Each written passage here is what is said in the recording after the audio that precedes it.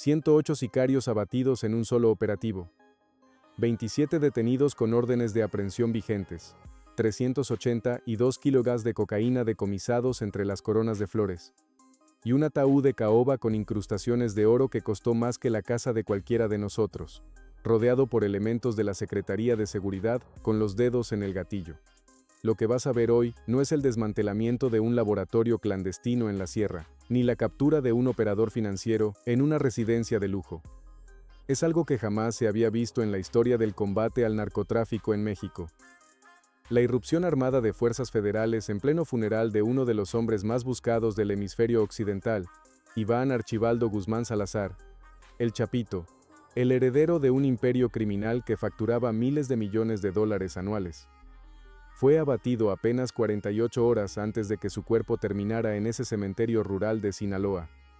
Y mientras su familia intentaba despedirlo entre llantos, escoltas nerviosos y arreglos florales que costaban más que un automóvil del año, Omar García Harfuch decidió que ni siquiera los muertos tendrían derecho a la impunidad.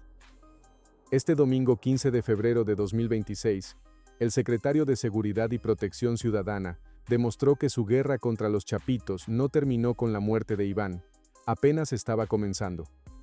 Para entender lo que pasó en ese cementerio, primero tienes que saber lo que sucedió en la boda, porque todo esto empezó con una celebración que pretendía ser el evento social del año en el mundo del narcotráfico. Iván Archibaldo, con la arrogancia que lo caracterizaba, decidió que era momento de casarse. No en secreto, no en una ceremonia discreta en algún rancho perdido.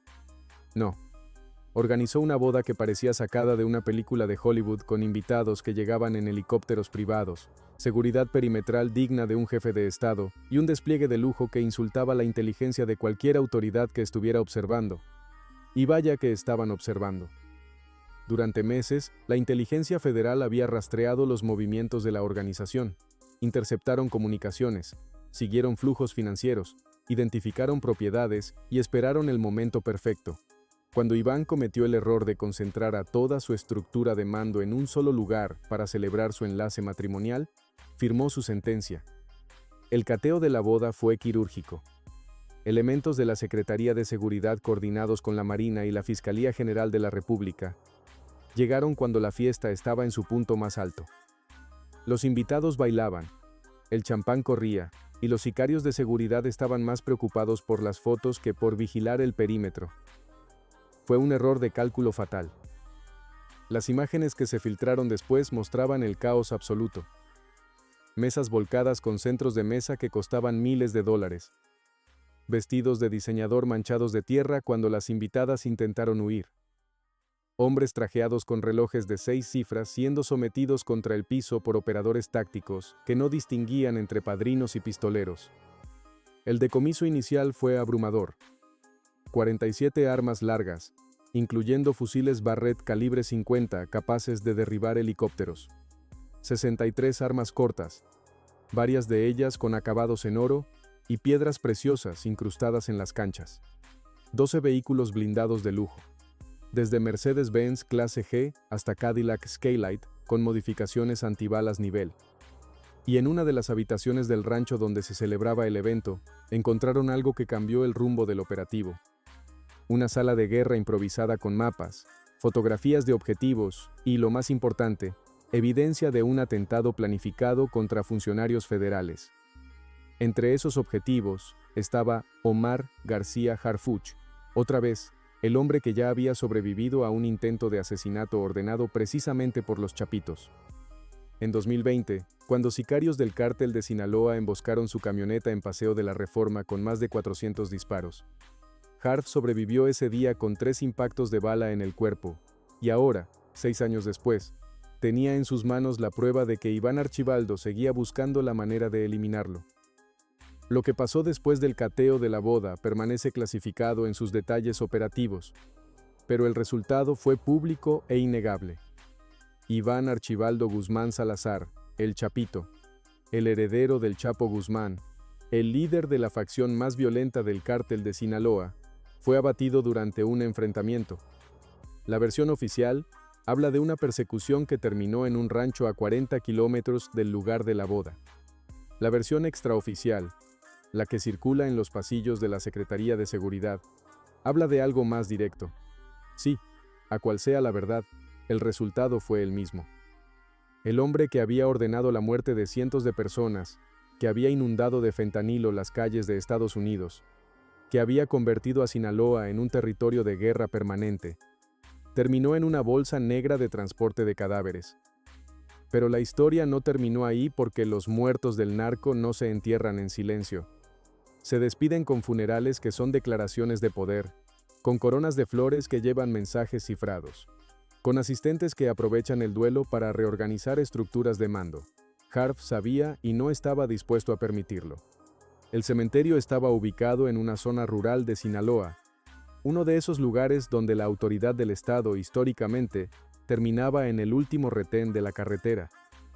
Para la familia Guzmán, ese territorio era prácticamente soberano. Durante décadas habían operado ahí con total impunidad, construyendo capillas funerarias más grandes que iglesias, organizando despedidas que duraban días y recibiendo el pésame de políticos, empresarios y hasta sacerdotes que preferían no hacer preguntas incómodas. Pero este domingo fue diferente. Desde las 6 de la mañana, drones de vigilancia de la Secretaría de Seguridad sobrevolaban el área. Satélites reposicionados proporcionaban imágenes en tiempo real. Vehículos encubiertos se movían hacia el cementerio. Y en un centro de mando improvisado a 30 kilómetros de distancia, Harv revisaba personalmente cada pieza de inteligencia que llegaba. El funeral estaba programado para las 4 de la tarde, pero los invitados comenzaron a llegar desde el mediodía, y no eran exactamente dolientes comunes. Los analistas de inteligencia identificaron a por lo menos 40 sujetos con órdenes de aprehensión vigentes por delitos que iban desde narcotráfico hasta homicidio calificado. Había jefes de plaza de al menos 3 estados diferentes. Había operadores financieros que movían millones de dólares en efectivo. Había sicarios de élite que normalmente protegían cargamentos y que ahora caminaban entre las tumbas con trajes oscuros que apenas disimulaban los bultos de las armas bajo las axilas. El despliegue de coronas era obsceno. Arreglos florales de 3 metros de altura con mensajes como siempre leal y hasta la eternidad jefe. Algunas llevaban los apodos de quienes las enviaban, lo que para inteligencia federal era básicamente una lista de asistencia de la organización criminal. Entre las flores se movían hombres con radios de comunicación y mujeres con joyas que valían más que casas completas. El ataúd transportado en una carroza fúnebre modificada con blindaje llegó escoltado por una caravana de 15 vehículos. Cuando lo bajaron y lo colocaron frente a la cripta familiar, el ambiente era una mezcla extraña de duelo y tensión. Todos sabían que con Iván muerto, el liderazgo de los Chapitos quedaba en disputa, y varios de los presentes ya estaban calculando cómo aprovechar el vacío de poder. Lo que no calcularon fue que a 8 kilómetros de distancia, una columna de vehículos tácticos comenzaba a moverse en dirección al cementerio. Harv había dado la orden. No importaba que fuera un funeral. No importaba que hubiera civiles presentes. La oportunidad de capturar o neutralizar a docenas de objetivos de alto valor reunidos en un solo lugar era demasiado valiosa para dejarla pasar. El operativo llevaba un nombre en clave que los elementos que participaron prefieren no repetir. Pero su objetivo era claro: cercar el cementerio, identificar a los sujetos con órdenes pendientes, proceder a su detención y neutralizar cualquier resistencia armada, simple en papel, complejo en ejecución. El convoy táctico estaba compuesto por elementos de la Secretaría de Seguridad, Marina y Fuerzas Especiales Federales. Viajaban en vehículos blindados tipo Oshkosh, con capacidad para resistir impactos de calibre 50. Llevaban armamento superior al que cualquier escolta del narco pudiera aportar. Y más importante, llevaban la determinación de un hombre que ya había sentido las balas del cártel de Sinaloa perforando su cuerpo, y que no estaba dispuesto a darles otra oportunidad. A las 4:23 de la tarde, cuando el sacerdote contratado para oficiar el servicio estaba recitando un salmo, los primeros vehículos tácticos aparecieron en el horizonte. Los escoltas del funeral los detectaron demasiado tarde. Para cuando intentaron dar la voz de alarma, el perímetro ya estaba cerrado. Helicópteros artillados de la Marina aparecieron desde el sur, cortando cualquier ruta de escape hacia los cerros. Francotiradores ya estaban posicionados en elevaciones estratégicas que dominaban todo el cementerio, y los vehículos blindados bloqueaban cada uno de los 3 accesos vehiculares al lugar. La trampa estaba cerrada. El caos que siguió fue documentado por drones de vigilancia cuyas imágenes eventualmente se filtraron a medios de comunicación. Se ve a hombres trajeados corriendo entre las tumbas, tropezando con lápidas, intentando buscar cobertura detrás de monumentos funerarios que no estaban diseñados para detener proyectiles. Se ve a mujeres gritando, arrastrando a niños hacia la capilla central en un intento desesperado por alejarse de lo que sabían que venía. Quiero hacer una pausa aquí porque esto es importante. Si este contenido te está pareciendo relevante, si quieres seguir entendiendo lo que realmente está pasando en la guerra contra el narcotráfico, te pido que te suscribas al canal. No te cuesta nada, y a nosotros nos ayuda a seguir trayendo esta información que otros medios prefieren ignorar. Activa la campanita para que no te pierdas ningún video. Ahora continuemos con lo que pasó cuando los primeros disparos rompieron el silencio del cementerio. Los escoltas del funeral no eran aficionados. Muchos de ellos habían sido entrenados por exmilitares. Algunos incluso habían desertado de fuerzas especiales para trabajar con el cártel de Sinaloa. Sabían moverse, sabían disparar, y sabían que si los capturaban vivos, su destino era una celda en Estados Unidos, así que eligieron pelear. El primer intercambio de disparos ocurrió en el acceso norte del cementerio. 2 camionetas blindadas intentaron romper el cerco, embistiendo contra uno de los vehículos tácticos federales. Los ocupantes disparaban desde las ventanillas con rifles Harkins mientras el conductor aceleraba a fondo. La respuesta federal fue contundente. Un operador de la Marina posicionado en la torreta de un vehículo blindado abrió fuego con una ametralladora calibre 50. Los proyectiles atravesaron el blindaje artesanal de las camionetas como si fuera cartón. Los vehículos se detuvieron en seco con los motores destrozados y sus ocupantes neutralizados. Dentro del cementerio, el pánico era absoluto. El sacerdote se había tirado al piso detrás del ataúd de Iván Archibaldo, rezando en voz alta, mientras las balas silbaban sobre su cabeza. Los familiares directos, incluyendo a la madre y las hermanas del difunto, fueron llevados por guardaespaldas hacia una cripta subterránea que aparentemente había sido preparada como refugio de emergencia, pero no todos tuvieron esa suerte. Los sicarios que habían asistido al funeral, muchos de ellos, pistoleros de bajo perfil que habían llegado sin armas visibles, comenzaron a sacar pistolas que llevaban ocultas en los tobillos, en las cinturas, incluso dentro de los arreglos florales. Porque sí, entre las coronas de 3 metros de altura había compartimentos secretos con armas cortas, cargadores adicionales y granadas de fragmentación. La inteligencia federal lo sospechaba, pero verlo confirmado en tiempo real cambió la naturaleza del operativo. Ya no era una operación de detención, era un combate urbano en toda regla. El enfrentamiento duró 47 minutos. Durante ese tiempo, 108 sicarios fueron abatidos en diferentes puntos del cementerio. Algunos murieron intentando huir hacia los cerros, alcanzados por francotiradores que operaban a distancias de hasta 800 metros.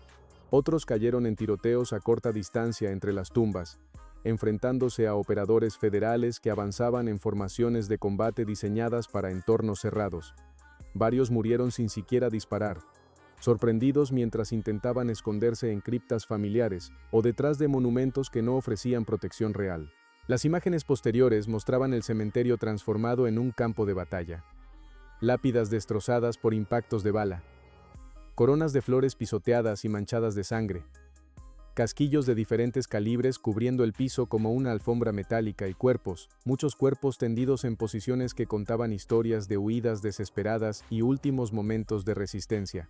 Pero el operativo no se trataba solo de neutralizar amenazas, se trataba de capturar información, de desmantelar la estructura que quedaba de los chapitos, de enviar un mensaje que resonara en cada rincón del crimen organizado. Los 27 detenidos fueron asegurados en diferentes puntos del cementerio. Algunos fueron capturados mientras intentaban esconderse en vehículos. Otros fueron encontrados agazapados en las criptas, con las manos manchadas de pólvora y los ojos llenos de terror, y unos pocos fueron sometidos tras breves persecuciones a pie entre las tumbas, tacleados por operadores que les pusieron las esposas mientras recitaban sus derechos constitucionales. El perfil de los detenidos era revelador. Había 3 jefes de plaza con órdenes de extradición a Estados Unidos. Había 2 operadores financieros que la DEA buscaba desde hacía años por lavado de dinero. Había un excomandante de la Policía Estatal de Durango acusado de facilitar el paso de cargamentos de fentanilo. Y había docenas de sicarios de diferentes rangos, desde halcones que vigilaban territorios, hasta gatilleros con historiales de decenas de homicidios. Pero lo más valioso no fueron las personas, fueron las cosas que llevaban consigo. El decomiso realizado durante y después del operativo pintaba un cuadro completo de cómo operaba la organización. 382 kilos de cocaína fueron encontrados en compartimentos secretos de los vehículos estacionados alrededor del cementerio. No era droga para venta local. Por la pureza y el empaquetado, claramente estaba destinada al mercado estadounidense, probablemente como pago por servicios o como parte de alguna negociación que ahora nunca se completaría. 47 millones de pesos en efectivo fueron recuperados de diferentes fuentes. Fajos de billetes escondidos en los forros de los ataúdes de exhibición. Bolsas de dinero enterradas superficialmente junto a tumbas frescas. Maletines metálicos que los detenidos intentaron arrojar a pozos de agua durante la confusión. Era el flujo de caja de una organización criminal en pleno funcionamiento. Dinero que se movía constantemente entre plazas, entre operadores, entre los diferentes niveles de una estructura que ahora estaba decapitada. El armamento decomisado incluía 68 armas largas y 94 armas cortas. Había fusiles de asalto de fabricación estadounidense, belga y rusa. Había lanzagranadas RPG-7 de origen soviético. Había rifles de precisión con miras telescópicas que costaban más que el sueldo anual de un policía municipal y había escondido en una de las criptas familiares un pequeño arsenal de explosivos que incluía granadas de fragmentación, cargas de 4 y detonadores electrónicos. Suficiente para volar un edificio completo. Los teléfonos celulares fueron quizás el hallazgo más valioso. 143 dispositivos fueron asegurados, muchos de ellos desbloqueados en el momento de la captura. Los peritos de la Fiscalía comenzaron la extracción de datos inmediatamente trabajando en unidades móviles de análisis forense estacionadas fuera del perímetro del cementerio. Lo que encontraron confirmó lo que la inteligencia sospechaba. Los chapitos no estaban en proceso de desintegración tras la muerte de Iván, estaban en proceso de reorganización. Los mensajes de WhatsApp y Signal interceptados mostraban comunicaciones frenéticas entre diferentes células de la organización. Había discusiones sobre quién asumiría el liderazgo. Había instrucciones para mover cargamentos hacia ubicaciones seguras. Había órdenes de eliminar testigos que pudieran cooperar con las autoridades, y había en varios dispositivos referencias a un plan de contingencia que involucraba ataques coordinados contra instalaciones gubernamentales. Si las autoridades intentaban aprovechar el momento de debilidad, Harf había llegado justo a tiempo. Si el operativo se hubiera demorado unas horas más, la organización habría tenido tiempo de dispersarse, de esconder evidencia, de ejecutar sus planes de represalia. En cambio, quedaron atrapados en el peor lugar posible, concentrados en un punto fijo mientras intentaban despedir a su líder caído. La cripta familiar de los Guzmán fue cateada con especial atención. Durante décadas, ese mausoleo había funcionado como una especie de santuario intocable. Un lugar donde la familia podía reunirse sin temor a la intervención de las autoridades. Arquitectónicamente era impresionante. Construida con mármol importado de Italia, con vitrales diseñados por artistas europeos, con un sistema de climatización que mantenía el interior a temperatura constante. Pero detrás de la fachada de ostentación religiosa, los investigadores encontraron algo mucho menos espiritual. Un compartimento secreto detrás del altar contenía documentos que detallaban propiedades, cuentas bancarias y empresas fachada en 6 países diferentes. Había escrituras de ranchos en Guatemala, apartamentos en Miami, hoteles en República Dominicana y una red de gasolineras en Texas que aparentemente servían para lavar millones de dólares mensuales. Todo estaba registrado meticulosamente en cuadernos de contabilidad que parecían más propios de una corporación multinacional que de una organización criminal. Los analistas estimaron que solo esos documentos podrían llevar a la congelación de activos por más de 500 millones de dólares. Pero también encontraron algo más personal. Álbumes de fotografías que documentaban décadas de impunidad, imágenes de bodas anteriores, bautizos, cumpleaños y graduaciones donde aparecían políticos, empresarios y figuras públicas que ahora tendrían mucho que explicar. Cada fotografía era potencialmente una prueba de colusión, de complicidad, de la red de corrupción que había permitido que el cártel de Sinaloa operara durante tanto tiempo con total libertad. Mientras los peritos trabajaban en el procesamiento de evidencia, Harf recorría personalmente el cementerio. Las imágenes que se filtraron lo muestran caminando entre las tumbas destrozadas, flanqueado por operadores de su escolta personal, observando los cuerpos de los sicarios abatidos con una expresión que los analistas han descrito de diferentes maneras. Algunos dicen que era satisfacción profesional, la culminación de años de persecución contra los hombres que intentaron matarlo.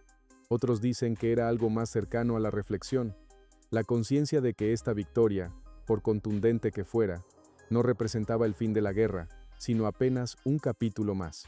Lo que es indiscutible es lo que dijo cuando se dirigió a los medios horas después. No fue un comunicado leído por un vocero, no fue una conferencia de prensa con preguntas filtradas. Fue una declaración directa grabada en video, con el cementerio todavía visible al fondo, con el olor a pólvora, probablemente todavía flotando en el aire. El mensaje fue claro. No hay lugares sagrados para el crimen organizado. No hay bodas intocables. No hay funerales protegidos. No hay impunidad que resista cuando el Estado decide actuar con toda su fuerza. Y agregó algo que hizo que muchos en el mundo criminal sintieran un escalofrío. Esto apenas comienza. Tenemos información de inteligencia que nos permitirá continuar con operativos similares en las próximas semanas. A quienes intentan reorganizar la estructura de los chapitos, les digo que los estamos observando. Sabemos quiénes son, sabemos dónde están y vamos por ellos. El impacto del operativo en la estructura de los chapitos fue inmediato y devastador. En las horas siguientes, a la irrupción del funeral, la inteligencia federal detectó un éxodo masivo de operadores hacia diferentes direcciones. Algunos intentaron cruzar hacia Guatemala, donde la organización tenía contactos y propiedades. Otros se movieron hacia ciudades del centro del país, buscando perderse en el anonimato urbano. Y varios, los más inteligentes o los más cobardes, dependiendo de cómo se mire, comenzaron a hacer contactos con abogados especializados en negociación de entregas voluntarias a cambio de trato preferencial. La facción de los Chapitos, que hasta hace una semana era considerada una de las organizaciones criminales más poderosas y mejor estructuradas de América Latina, estaba en caída libre. Con Iván muerto y docenas de sus principales operadores capturados o abatidos, el liderazgo había quedado desintegrado. Los hermanos restantes, según fuentes de inteligencia, estaban escondidos en ubicaciones remotas de la sierra, rodeados de guardias leales, pero conscientes de que su red de protección se había colapsado. El mensaje se había enviado y recibido. Harf no jugaba, no negociaba, no se detenía ante consideraciones que otros secretarios de seguridad habían usado como excusas para la inacción. Si tenía la oportunidad de golpear, golpeaba y golpeaba con toda la fuerza del Estado mexicano detrás de él. Pero la pregunta que muchos se hacen, la pregunta incómoda que flota sobre todo este operativo, es ¿qué viene después? Porque eliminar a Iván Archibaldo y desmantelar su estructura no elimina la demanda de drogas en Estados Unidos, no elimina la pobreza que empuja a jóvenes hacia las filas del narco, no elimina la corrupción institucional que permite que organizaciones criminales operen durante décadas.